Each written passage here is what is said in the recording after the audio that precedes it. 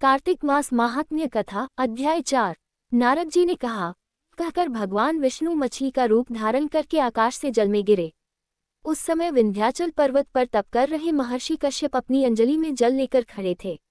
भगवान उनकी अंजलि में जा गिरे। महर्षि कश्यप ने दया करके उसे अपने कमंडल में रख लिया। मछली के थोड़ा बड़ा होने पर महर्षि कश्यप ने उसे कुएं में डाल दिया। जब वह मछली कुएं में भी न समा सकी तो उन्होंने उसे तालाब में डाल दिया। जब वह तालाब में भी न आ सकी तो उन्होंने उसे समुद्र में डाल दिया। वह मछली वहां भी बढ़ने लगी। फिर मत्स्यरूपी भगवान विष्णु ने इस शंखासुर का वध किया और शंखासुर को हाथ में लेकर बद्रीवन में आ गए।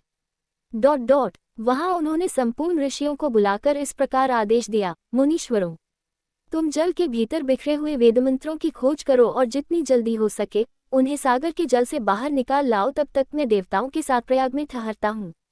तब उन तपोबल संपन्न महर्षियों ने यज्ञ और बीजों सहित संपूर्ण वेद मंत्रों का उद्धार किया।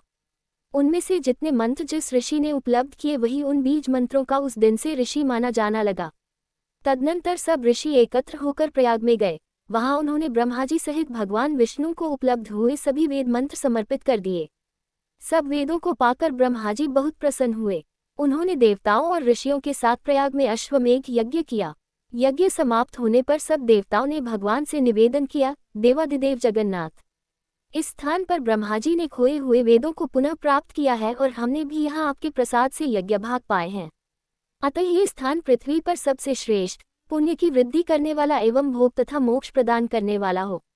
साथ ही यह समय भी महापुण्यमय और ब्रह्मघाती आदि महापापियों की भी शुद्धि करने वाला हो तथा तय स्थान यहाँ दिए हुए दान को अक्षय बना देने वाला भी हो, ये वर दीजिए। भगवान विष्णु बोले, देवताओं, तुमने जो कुछ कहा है वह मुझे स्वीकार है। तुम्हारी इच्छा पूर्ण हो। आज से यह स्थान ब्रह्मक्षेत्र के नाम से प्रसिद्ध होगा। सूर्यवंश में उत्पन्न राजा भागीरथ यहाँ गंगा को ले आएंगे और वह यहाँ सूर्यकन्या यमुना से मिलेगी। ब्रह्माजी और तुम सब देवता मेरे साथ यहाँ निवास करो। आज से ये तीर्थ तीर्थराज के नाम से विख्यात होगा। तीर्थराज के दर्शन से तत्काल सब पाप नष्ट हो जाएंगे। जब सूर्य मकर राशि में स्थित होगी उस समय यहाँ स्नान करने वाले मनुष्यों के सब पापों का ये तीर्थ नाश करेगा।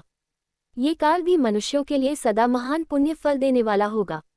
माघ में सूर्य के मकर राशि में स्थित होने पर यहाँ स्नान करने से सालोक्य आदि फल प्राप्त होंगे। देवाधिदेव भगवान विष्णु देवताओं से कहकर ब्रह्माजी के साथ वहीं अंतर्धान हो गए। तत्पश्चात इंद्रादि देवता भी अपने अंश से प्रयाग में रहते हुए वहां से अंतर्धान हो गए। जो मनुष्य कार्तिक में तुलसी जी की जड़ के समीप श्रीहरि का पूजन करता है वह इस लोक में संपूर्ण भोगों का उपभोग करके अंत में वैकुंठ धाम को जाता है।